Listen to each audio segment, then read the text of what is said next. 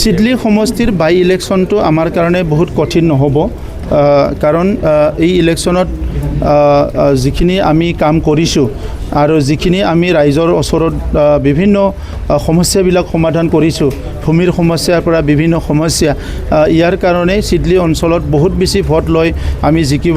পাৰিম বুলি আশা কৰিছোঁ আমিতো টাৰ্গেট কৰিছোঁ যে চিডলি সমষ্টিত যিটো উপনিৰ্বাচন হ'ব ইয়াত 60 to 70,000 মাৰ্জিনত আমাৰ কেণ্ডিডেটজন বিজয় হ'ব তেনেকুৱা এটা হিচাপ আমাৰ তাত আহিছে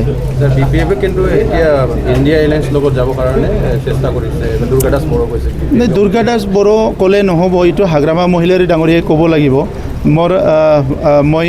বুজি পোৱা নাই কথাবিলাক দুৰ্গাদাস বড়ো ডাঙৰীয়াহে কয় হাগ্ৰামা মহিলাৰী ডাঙৰীয়াই নকয় চ'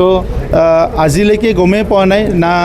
তেখেতসকলে NDAৰ লগত থাকিব না ইণ্ডিয়াৰ লগত থাকিব ইয়াৰ কোনো স্পষ্টীকৰণ নাই গতিকে মোৰ এটাই আহ্বান য'ত থাকে ক্লিয়াৰ কৰি থাকক ভালকৈ থাকক এইটোকে মই আশা কৰোঁ কিন্তু বিটিআৰ অঞ্চলত এতিয়া যিহেতু শান্তি সম্প্ৰীতি পৰিৱেশবিলাক ভাল হ'ল উন্নয়নটো এটা গতিত গৈ আছে সেইখিনি সময়ত BPFৰ আৰু কোনো ৰিলেভেঞ্চি নাই আৰু সেইকাৰণে যোৱা 3-4টা ইলেকশ্যনত যিমানেই ইলেকশ্যন হৈ আছে প্ৰত্যেকটো ইলেকশ্যনত প্ৰত্যেকটো নিৰ্বাচনত BPF হাৰি আছে আৰু আহি থকা সময়ত যি নিৰ্বাচন হ'ব ইয়াত অলমষ্ট BPF নিক্ষেপ হ'বলৈ গৈ আছে